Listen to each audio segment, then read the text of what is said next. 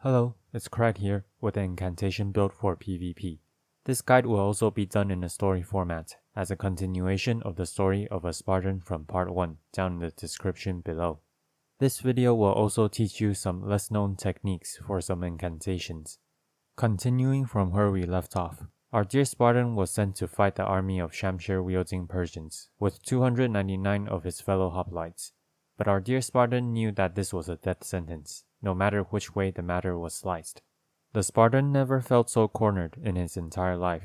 He thought hard about the situation. While he had no doubts that they could hold off the Persians for 3 days with their superior training and perfect utilization of the terrain at Thermopylae, 300 strong against an army of 100,000 was not a fight he would expect to come back alive from. He wanted to run for his life, but he didn't know how. So he tried something he never tried seriously before. He prayed. He prayed to Athena, the goddess of wisdom, to give him a ray of hope. Never did he believe Athena would respond, and indeed, silence was his only answer. But even though he did not hear Athena's voice, a plan formed in his mind. He abandoned the arcane arts of killing as his intelligence grew. His constitution changed as he turned from a hero into a vagabond, as he plotted to escape the war. This is a 150 PvP build. I don't suggest running the same thing at 125 because of its tri-stat nature. Yes, it is tri-stat while being optimal. You will see soon enough. Vagabond maximizes the utility of this build, even though 4 classes can reach this distribution. That is because for the stats you don't invest in, Vagabond has the highest dexterity, which helps with cast speed. So why is his faith so high despite not receiving a single response from the gods? His faith rested in himself, not the gods. After all, he had to slay a dragon. A dragon? What dragon? The ultimate dragon lord Placidusax himself.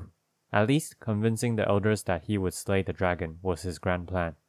He marched straight to the elders and told them about his idea. 300 versus over 100,000 strong. Even if the terrain is to our advantage, the numbers simply aren't. But within the next 5 days, if I can slay Placidusax and drink his blood to gain his power, I will return as a dragonkin, stronger than ever. Only then can we guarantee our victory at Thermopylae. If I fail, you will only lose me. Not a bad deal, eh? The elders talked amongst themselves and quickly agreed. One Spartan was not so hard to replace after all. Without further ado, the Spartan packed his stuff and left. He couldn't believe his luck. He did it! All he had to do now was to run away to a faraway village and never return again. He didn't have to kill any Dragon Lord. Obviously, the Dragon Lord was only a reason for him to leave this village and never return. But blood is thicker than water, even more so when you're a Spartan. Your friends during training were your family too, and our Spartan has the heart of a hero, even though he chose the path of a vagabond. He looked over his setup and stared at the incantations he had prepared for his new build. Firstly, let's answer the reason why the build is tri-stat. The key to this setup was the triple rings of light. While being able to reflect the rings of light with the Earth Tree Great Shield was common knowledge to the Spartans, our dear Spartan devised the advanced techniques himself. By throwing the rings toward the ground, he could control space better, while also creating a different timing for the rings to bounce back. Not only were the rings slower and easier to reflect, they could be chain casted into another ring to create weird timings. This is an excellent tool for killing enemies who are unfamiliar with dodging this technique. Bestial Sling was a staple of all incantation users, and for a good reason. Learning to make use of ranged weapons like throwing rocks was one reason humans evolved beyond mere beasts. Catch Flame was a great way for him to deal with enemies up close, and so was the Wrath of Gold, which is surprisingly good at roll catching with a delayed timing as well. Of course, it is up to the individual to bring buffs and other incantations to support the build, but the Spartan decided to keep it simple. He went to collect his final incantation from the Dragon Lord himself. And because of his incantation choices, we can now answer why the build is somehow optimal with 3 stats invested. Triple Rings of Light has 23 intelligence requirement, and the Earth Tree Great Shield has a 30 strength requirement. Furthermore, we want at least 45 points into Faith because the Earth Tree's weapon art scales to Faith. Now, let's say we have 8 more points to invest. You can see from the different distributions that the Golden Order seal is the best seal here, and investing into Faith or Strength yields a very poor result. If you really want to maximize damage, you would invest into Intelligence until 45 points for your seal. I chose to invest 7 points into intelligence and put the final point into mind for more FP, as this build is based on incantations. Earth Tree's Favor +2 and Great Jars are just great talismans for PvP. The Great Jars helps save points in endurance, as this is a very stat heavy build, and the Great Shield weighs quite a bit. Flock's Canvas and Radagon Icon are both incantation oriented, as this is an incantation build. With his equipment and incantation sorted, he set off to slay the Dragon Lord. But he suddenly thought of a problem. This is a PvP build designed to kill the Persians.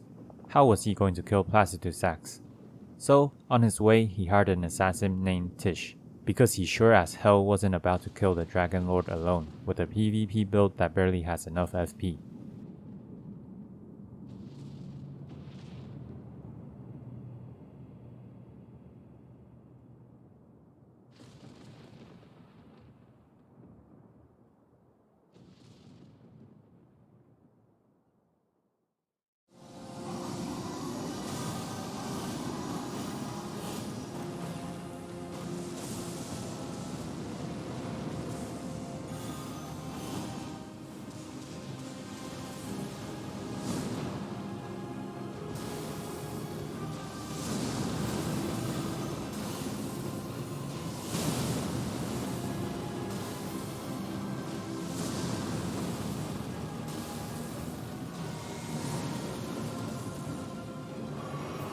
The Placidus from Placidusax in Latin meant calm, gentle, quiet, still, etc.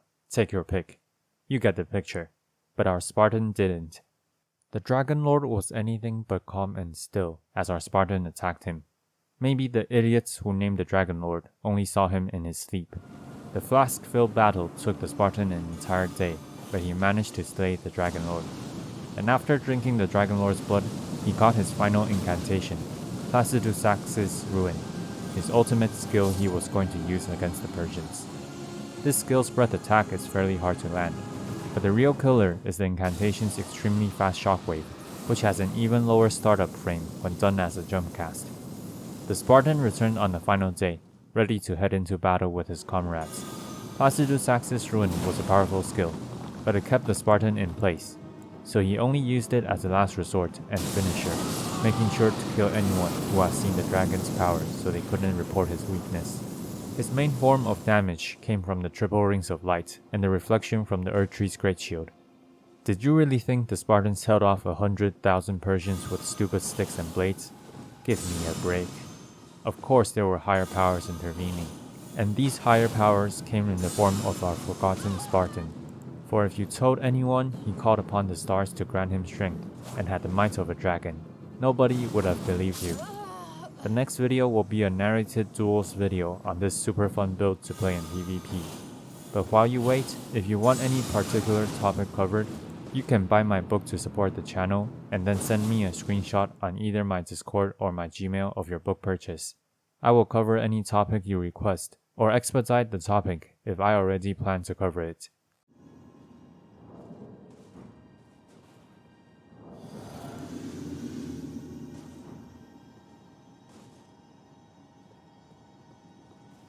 Well, it's pretty obvious he's trying to crouch poke.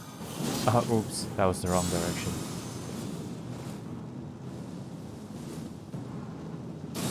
Oh, Placidusax, that is not how you do it. Let's punish him with Wrath of Code. You see, this is why you don't do it. And a roll catch. Yep, there we go. So let's show him the right way to use Ruin as a finisher. Okay, we gotta watch out for that physic, and let's burn his HP. And now, Placidusax, where he can't fight back anymore. A perfect demonstration of why you shouldn't just randomly Placidusax.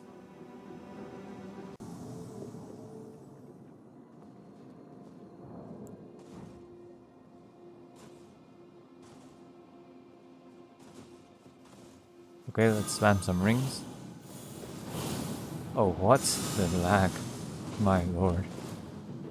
Oh, poor soul. Let's just spam him to death with different timings and a reflect. And he did not expect that. Well, that's game, I guess. Thank you for watching. See you next time.